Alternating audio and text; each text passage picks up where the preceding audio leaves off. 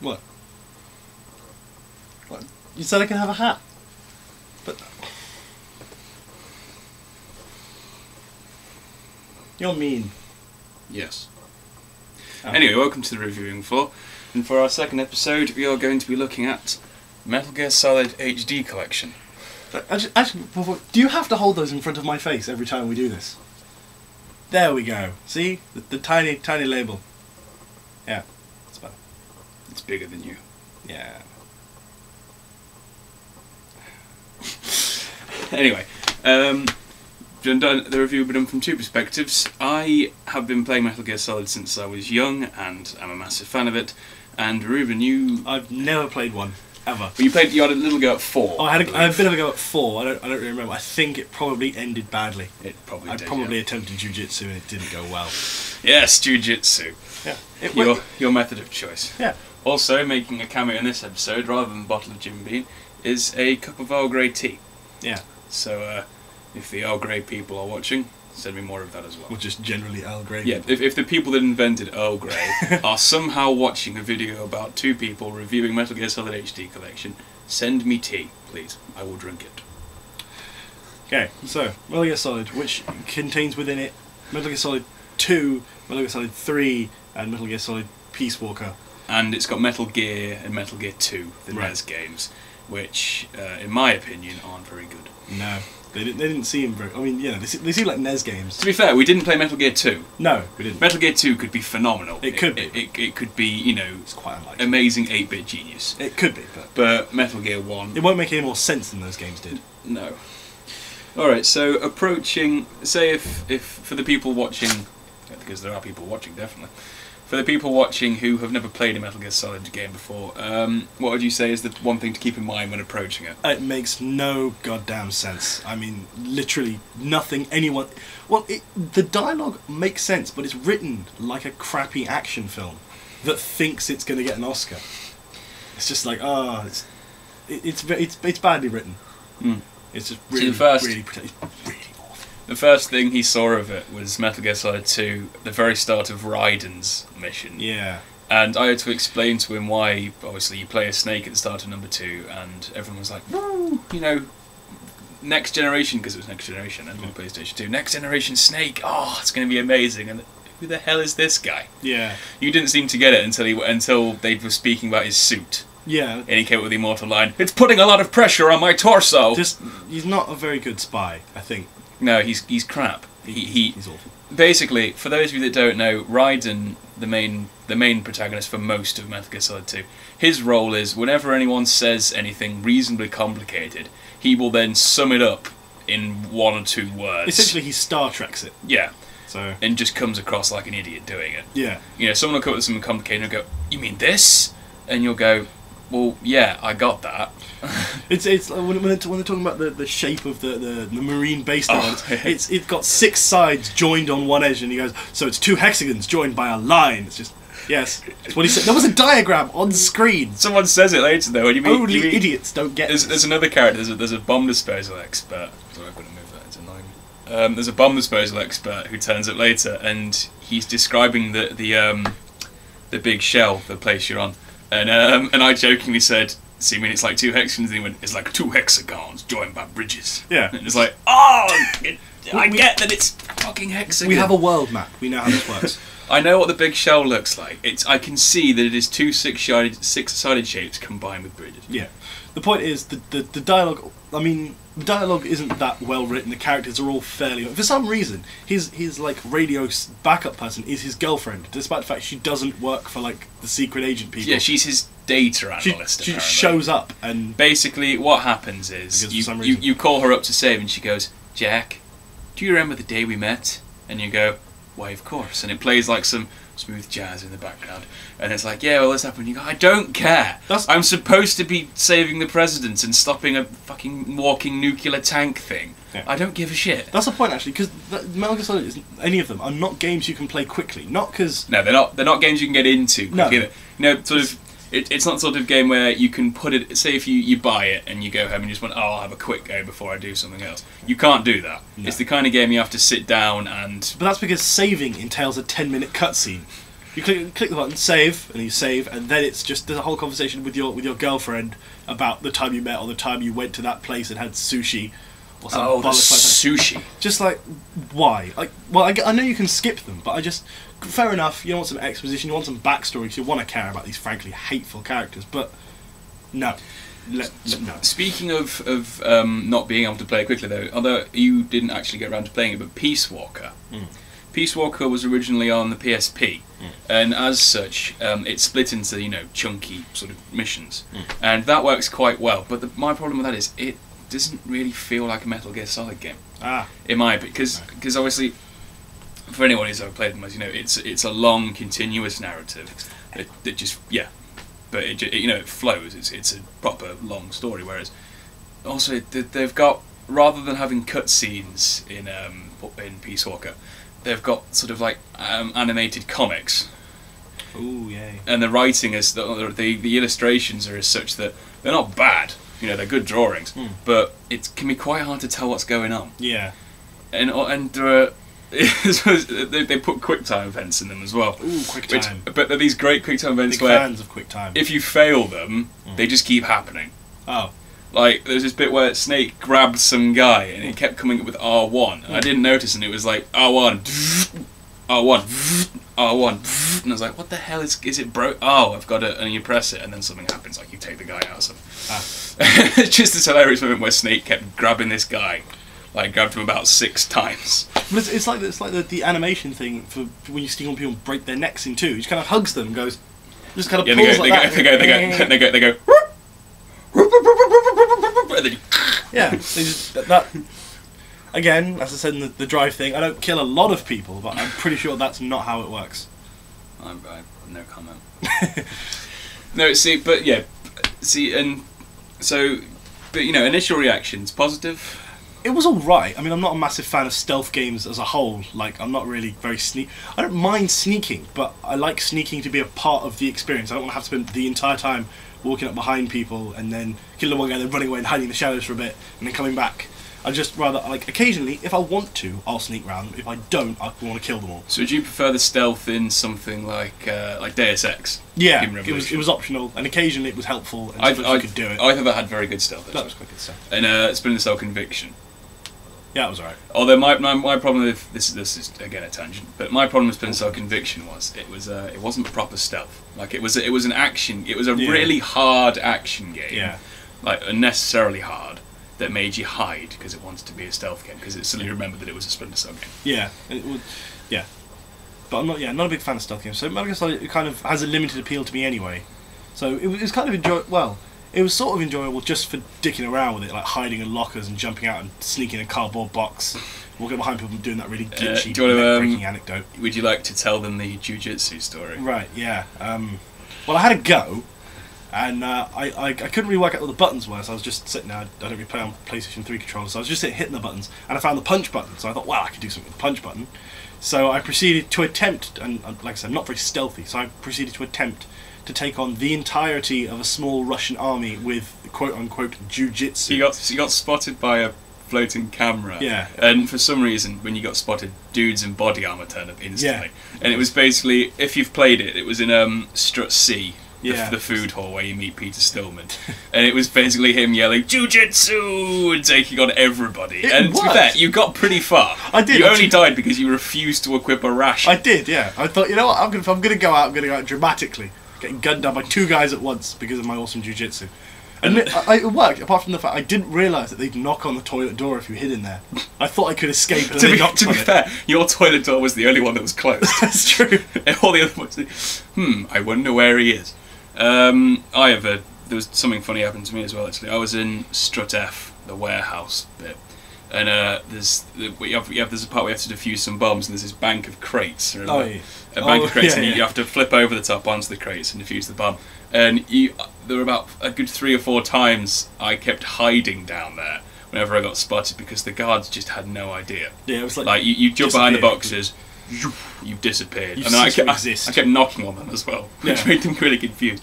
But then they learned. They did. They evolved. There's one point when I hit there, and they started throwing grenades over the tops of the boxes. That was a bad day. That was dark. That didn't go well for me. No.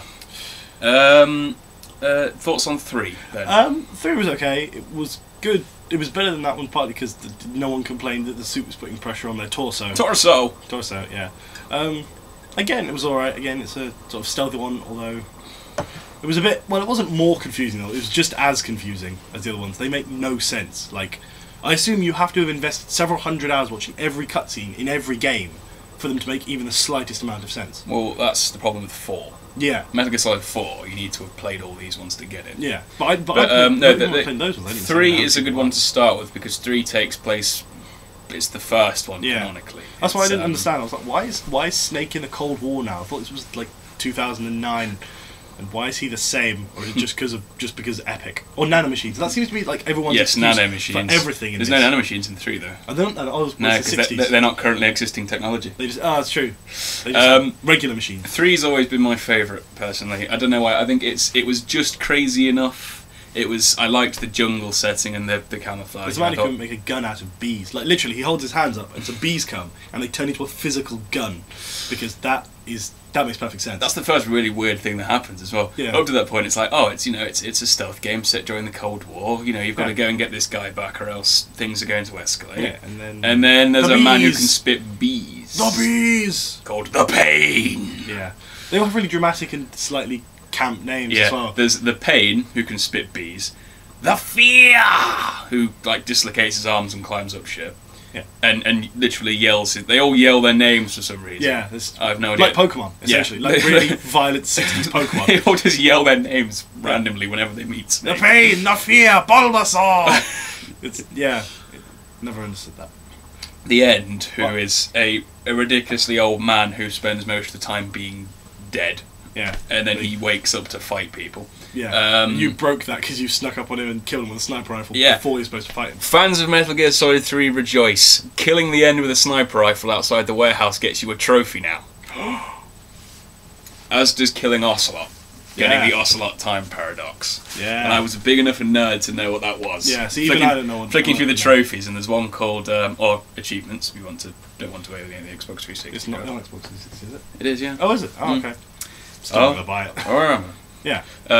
But they're flicking it in this one called Problem Solved Series Over. Yeah. Create the Ocelot time paradox. Just like murder Ocelot. I know what that is. I've done that before. I've done the rounds. I've seen it all. Yeah. I've seen it all through the windows of the downtown train. But yeah, 3 was always my favourite, and I like 2. It's a good game, but it's it's not as good as it once was. Yeah. I think it's the kind of thing where 3 I reckon still holds up, particularly because this is the subsistence version, which it's got a fully controllable camera now. You control the camera with the right stick. Before it was all fixed cameras like in 2. And it makes the game a lot more accessible. It makes it a lot easier to see what the hell is going on. And, I can imagine. Yeah.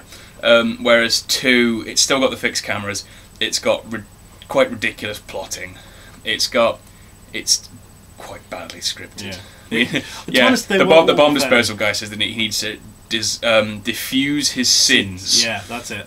And that's the problem with it. I find it takes itself too seriously. Yeah. Like, I don't mind something that takes itself seriously, but you can't be that crap and pretend that you're doing really well. No. It's like when someone tries to act in like Walker Texas Ranger.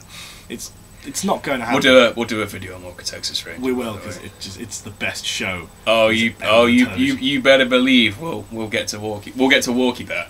Definitely. Walkie Bear. That was his name, remember? Walkie Bear and Black Attack. Oh yes, the one.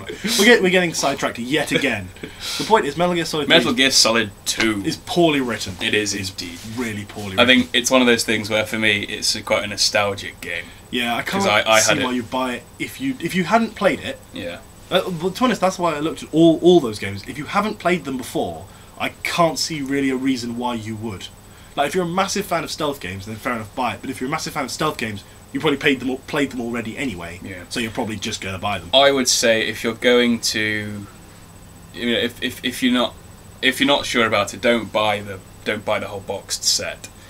If you want to own, if you're considering just buying one, I'd get 3, because 3 is still the best one by far. Peace Walker is also worth a look, but I mean it might be better for newer fans. I think Peace Walker is more for people that don't play regular Metal Gear Solid. Oh, fair enough.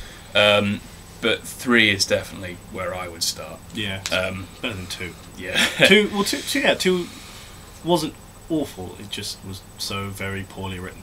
Which sounds like a contradiction in terms, really, doesn't it? It wasn't awful. It was just really bad. It's cheesy, but you can deal with it. Yeah. But yeah, it does take itself very seriously, and 2 hasn't aged particularly well. Not usually. It can be quite unforgiving at times. Thoughts on for those people out there, they've heard about this man with bees, spits bees. Yes. In case you weren't aware, Metal Gear Solid has always been how shall I put this nicely? Batshit? I was going to go for eccentric. Oh, well, I was going to go for batshit, because I think batshit's more accurate. Eccentrically batshit. Yeah. Batshittingly eccentric. That too. It's pretty crazy, but also, if I'm going to be very critical with it, it doesn't fit in, really. No, they don't ever mention how insane the things you're seeing is. I think I'm going to put aside the fact that, I mean, you know, whatever else happens, I love Metal Gear Solid. I love I love every, you know, I love it like my own I love it more than I would love my own children. I love it. There's every insane inch of it, and he's got a shrine to the original as well. It's just a big statue of Snake. It's a bit creepy. It's a little bit. Yeah. But yeah, I rushed out and bought this. I've got 2, I've got 3, I've got 1, I've got, I love Metal Gear Solid, I love it to bits. I'm going to put that aside and actually try and review it properly. The insane bits in it make no sense. No. They don't explain why this guy can shoot bees out of his mouth. That's the thing. They don't explain any of these people. That's the problem with the insanity, is that they never mention it. They never really justify it. Like some games are perfectly ludicrous or crazy or whatever, and that's fine because they fit within the sort of the game. It looks all right. There'll be at least a vague reason, but it never explains why a man can randomly spit bees. Yeah, and Snake has no problem with this. Yeah, Snake just thinks like, it's a guy who can spit bees. Yeah. Yeah, that seems perfectly reasonable to me. I can't see an issue with it. I mean, he's just like a regular guy, only he can spit bees. Yeah, bees. Actually, my God. I don't know why maybe something occurred to me now. But speaking of Snake, why are they not pretending those names don't sound like porn names? Solid Snake, Liquid Snake, Naked Snake, Solidus Snake, which just sounds like a Roman porn star. Snake Eater. Snake Eater. The twin snakes. 3. Yeah, twin snakes. Snake Eater, which is the name of 3, which is just. Could they have just gone for a less euphemistic sounding name? No. Like calling him, I don't know, Solid Beaver or something. That's it. What? I would salute you, but I don't think you were clever enough to make that joke intentionally. Hot dang. Yeah. What joke? Oh, honey. But yeah, it's some of it is blood-stoppingly insane. Like and it does seem it will seem out of place to new fans of newcomers to the game, because it's just why has that fat man got rollerblades? That's the other thing. Why does the fat man have rollerblades? There's a man called the Fat Man. I assume he's a bomb. He's an explosives expert, and I'm assuming he's named after the atomic bomb. Yeah. Obviously, the fat man. That's not important. Why does he have roller skates? Why wouldn't he have roller skates? Because. All right. Fair enough. Actually, yeah, fair enough. Why wouldn't he have roller skates? This putting the. Why doesn't anyone have roller skates? Really, I mean. This putting my nostalgic views aside isn't going to work, is it? No, because most of my defences are that I love it. Yeah.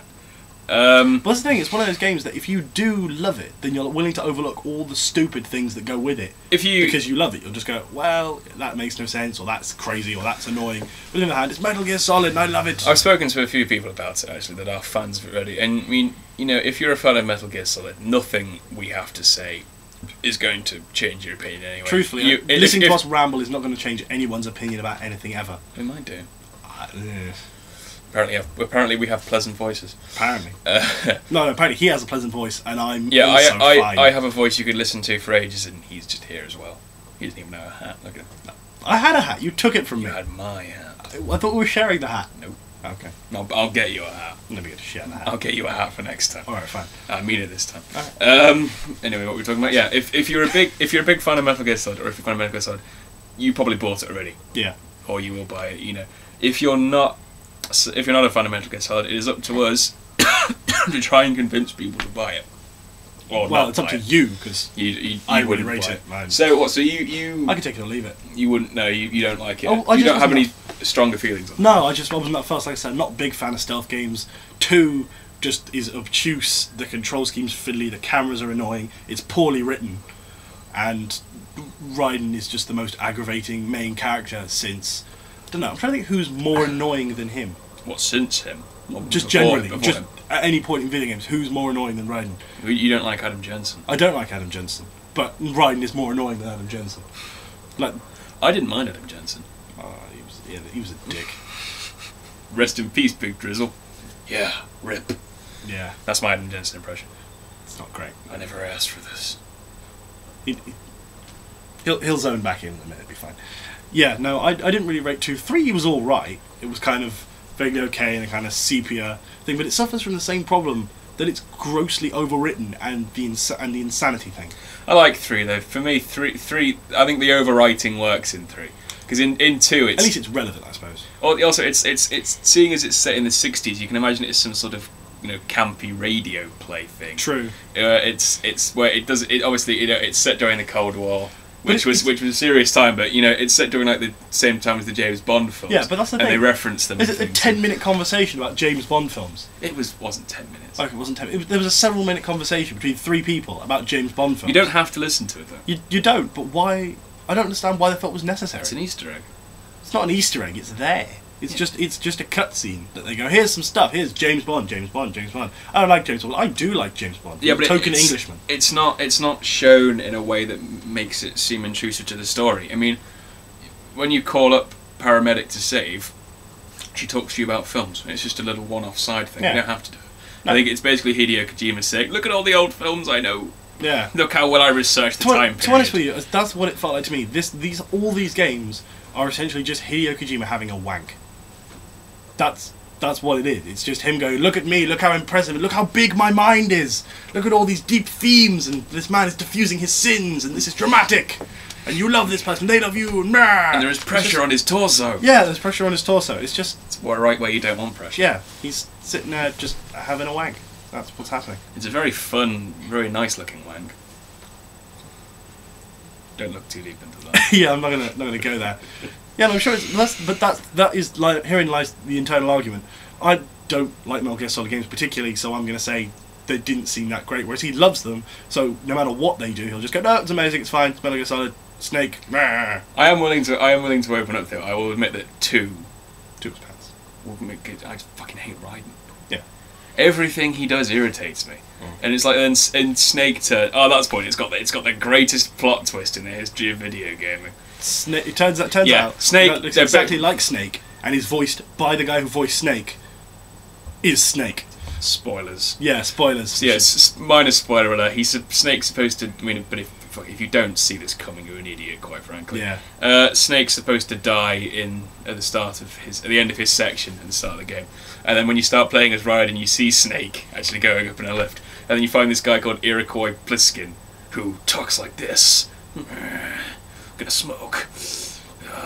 On a gun. Isn't that exactly how Snake talks? That's how Snake talks. Because it's Snake. It is a plot twist, actually. It's up there. And you find him, and you're like, aren't you? And I was you think you would say to him, aren't you Snake? And you're like, no, I'm Kevin. Someone else. I'm Batman.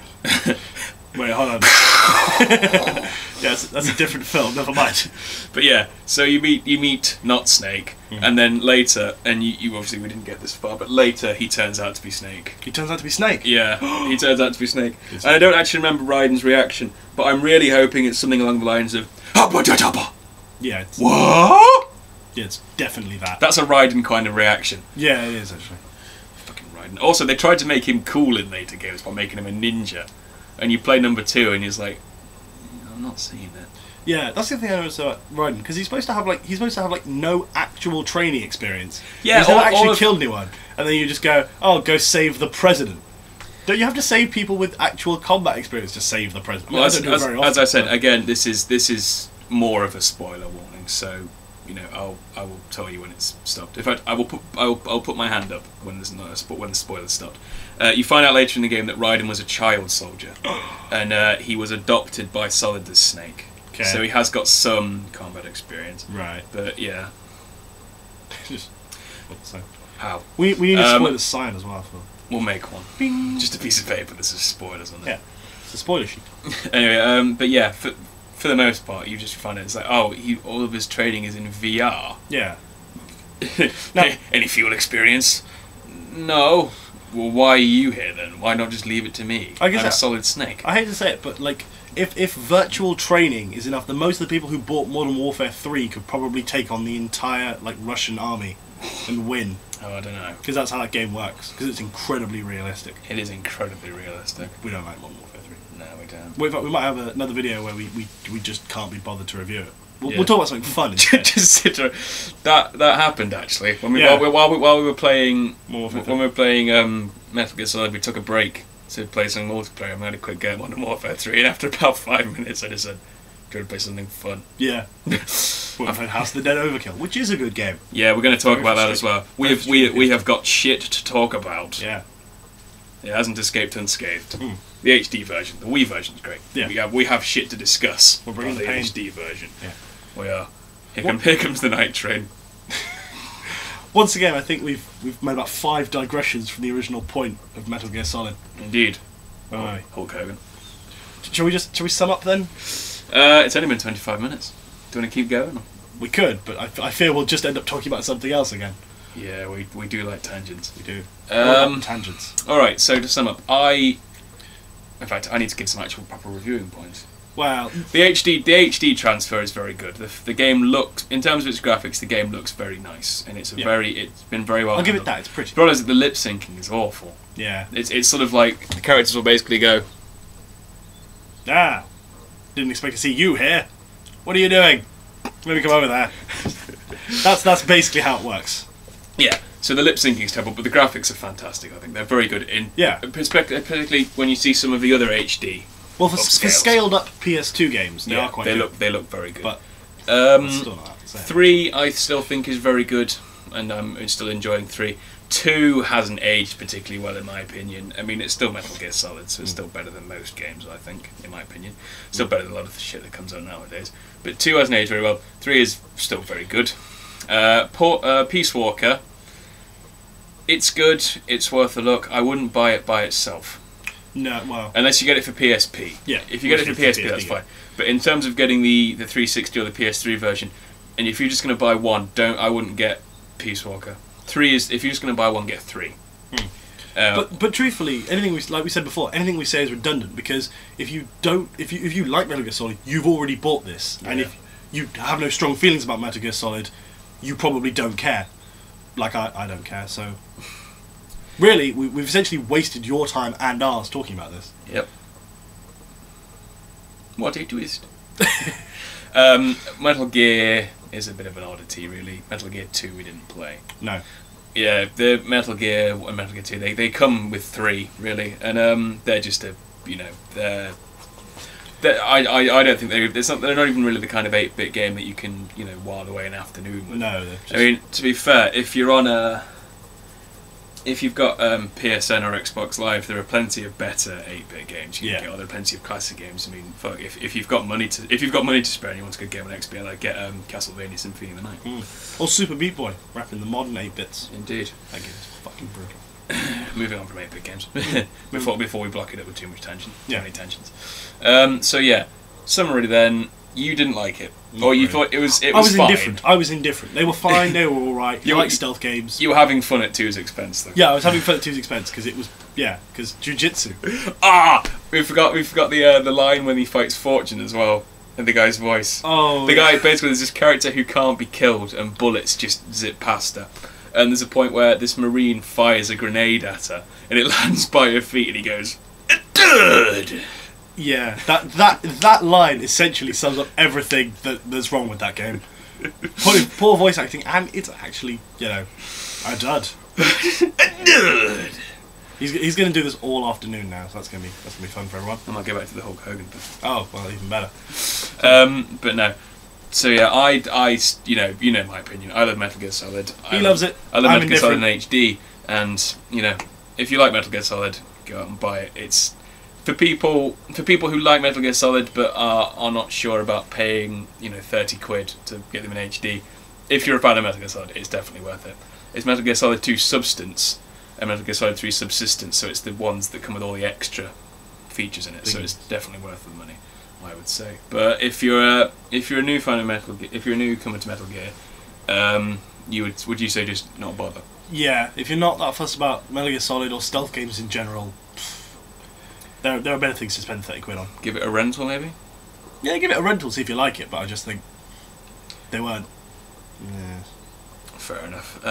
If you do like stealth games, though, I reckon a good game to seek out would be Manhunt. That is a good game. That's a very good stealth game. That is good. Why don't we play that instead of Metal Gear Solid? Oh, because it's not an HD remake. Make an HD remake. Give Manhunt an HD remake. Although again, it would probably ruin it. That'd be alright. Not Manhunt 2 though. No. Manhunt 2 wasn't very good. No, because they edited it all out. Yeah. And also, he was killed by the power of Shakespeare. Yeah. And once again, I think we just digressed again. I want to go play Manhunt. Actually. Yeah, let's go play Manhunt. Or yeah, we're gonna go play Manhunt. Away! So we'll see you later. Adieu.